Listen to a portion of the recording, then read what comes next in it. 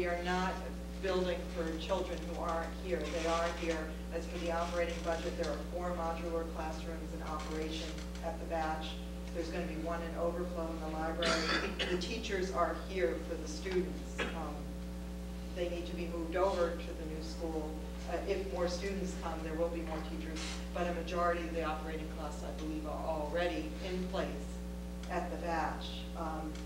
As to, again, it would be just a dire scenario. Are we building, we've closed schools in the past. There's been no talk of a decrease in enrollment enough to go from 3 schools to 2. So that's what we're talking about. Are we building a new school we really don't need before we've gone down in the number of schools? Closing the batch altogether without needing another elementary school is nowhere on the radar, I think, even in the worst case scenarios. So we do need a new school. We do need to bring the batch up to standards. To repeat what many of you probably have read in the transcript, the SBAB has been out to the batch repeated times. An alternative that's been suggested is why not renovate the batch? They won't give us reimbursement, as Mr. Solomon has indicated. The building would have to be expanded so much that it would change the face of the center of town, eliminate playing fields. The site's really not big enough. So hopefully that answers the question to that alternative. It's the plan, as Mrs. Baca said, is conservative. It's on the low end. The students are here. We can't do nothing if we wait for construction costs to go down. We welcome input at the F.U.M.P. We welcome input from business groups, but I think business groups in the town also, depending who you get to give the input, have interest, special interest. Realtors, Mr. Shapiro, who owns McDonald's, I think that they would welcome a new school and more young children in town. Other businesses on Congress Street that it doesn't affect, may have a different view and they want more public safety. So I think everyone has their interests, and we've tried to take all that into consideration and build for North Reading's future. I agree with this gentleman. When you look at it on a monthly basis, for $30 or $40 or $50 a month, I couldn't send my child to private school. I couldn't buy security, how much I'd have to pay for security, and I don't have an alarm in my house, so that was broadcast on TV. But I don't know how much the monthly bill is. My husband's the monthly bill, I can't buy these services privately that the town of North Reading can provide me as a first-rate town. So I think that's a perspective for people to look at it. But all the input is very welcome. As for getting the word out, there's a gentleman standing in the back of the room, Jeff Simons, who has worked on a citizens group for the schools in the past, and will be working on a citizens group to promote these projects forward. If you think you can help, you can speak with him. We have thought about contacting the electorate, and I know that's one thing that Jeff plans to be working on, and how to bring the people out, and how to get the input from everyone home watching on TV, and everyone who's here, and everyone who it's not on their radar. We understand that's important. I hope that answers some more of the questions and concerns. I think we also need to look at some of the intangibles. To give a personal example, when I moved into town 9 years ago, the work on what is now the Flint Memorial Library was nearing completion.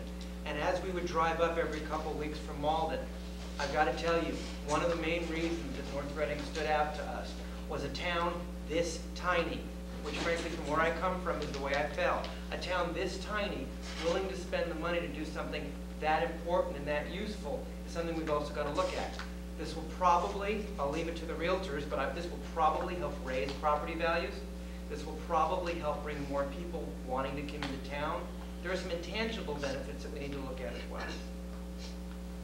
I think 3 hours has been pretty good. If there's any other comments that you'd like to make, please make it now in relation to this particular first public hearing on the facilities. What is it? The Facilities Use Master Plan, F.U.M.P. For those of you who don't know what F.U.M.P. is. What I'd like to do, though, again, is thank those of you that came out tonight to offer your input. We do take it seriously. We are hearing that, maybe some outside analysis from interested third parties, might be something valuable, and certainly we'll consider that. The inclusion of operating costs, the various alternatives that were presented and were discussed, has to be again verbalized and assure the public that we've looked at all the alternatives, enrollment projections and the validity of them, the averaging of them, and how we've done all that. All this information has to get out. And again, this is the first big step that we've taken as elected and appointed boards to do so. Up to this point, with all of the other piecemeal approach that we've taken on some of these things, we've relied very heavily on people like Mr. Simons and the organization to do a lot of the bidding for us.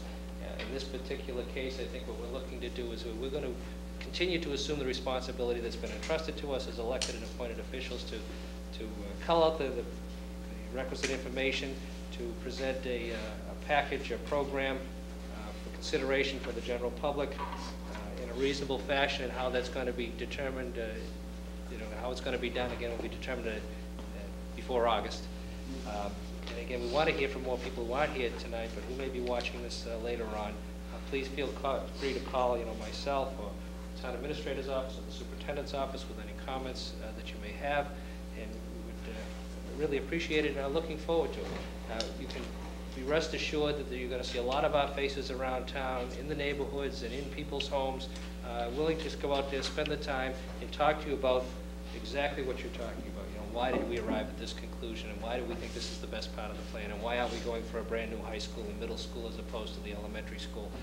And we'll be happy to talk about that in great detail in a smaller setting, and probably at another one of these hearings.